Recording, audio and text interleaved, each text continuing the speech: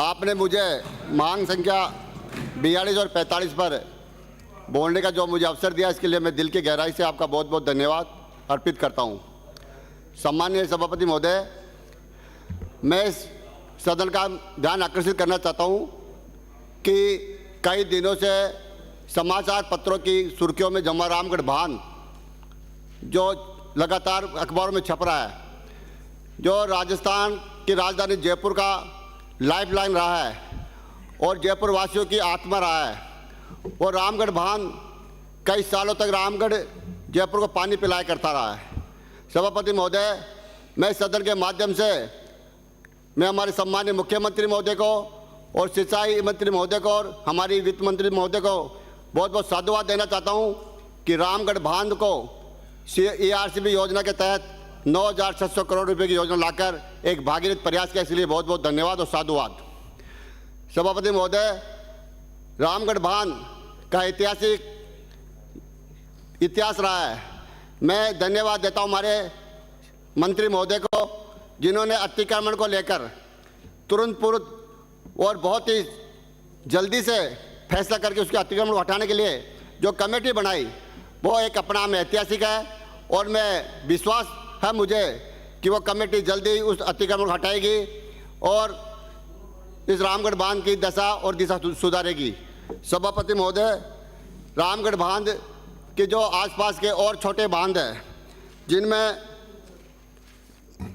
खड़ बांध, रायड़ा बांध, नीमला बांध और दातली बांध, मैं मंत्री महोदय को कहना चाहता हूं कि यह भी रामगढ़ बांध पौराणिक महत्व के बांध है।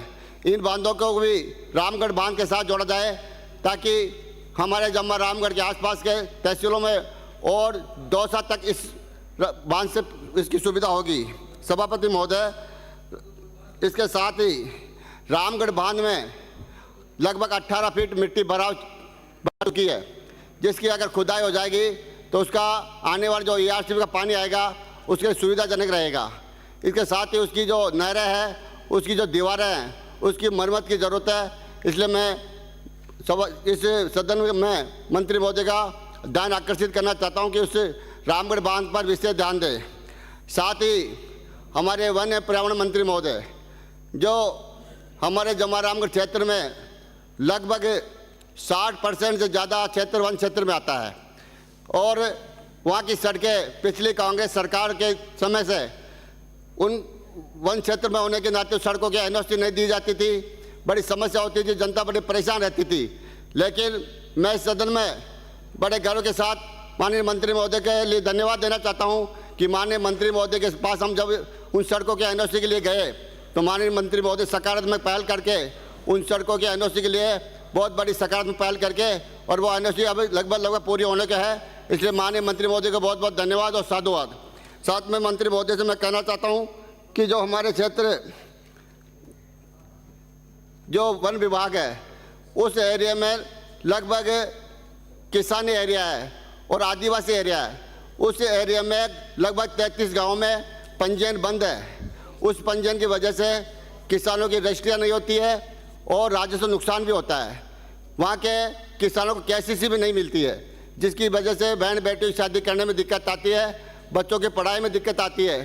तो जो हमारा रामगढ़ क्षेत्र में जो वन क्षेत्र में 33 गाँवों की जो रजिस्ट्रियाँ बंद है और 53 गाँवों की आंशिक रजिस्ट्रियाँ बंद है, उन रजिस्ट्रियों को खुलवाए ताकि उस रजिस्ट्रियों से किसी प्रकार का वन क्षेत्र में कोई प्रभाव नहीं पड़ता है। क्योंकि राम से श्याम के नाम से अगर रजिस्ट्री हो जाती है उसमें कोई प्रभाव नहीं पड़ता है, लेकिन वो रजिस्ट्री बंद होने से किसानों पे बहुत बड़ी आर्थिक दिक्कत आती है।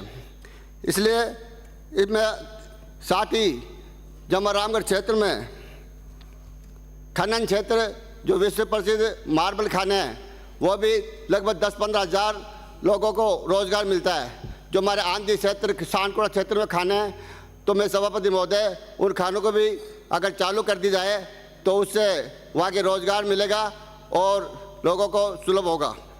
साथ ही मैं इस सदन में मांग करता हूँ कि हमारे जमा रामगढ़ में फॉरेस्ट में जो हवा होती है, वहाँ पे भी पर्यावरण की दृष्टि से वहाँ पे अच्छा पर्यावरण विकसित किया जा सकता है। इन्हीं शब्दों के साथ मैं अपना स्थान ग्रहण करता हूँ। जय हिंद। भारत माता की जय।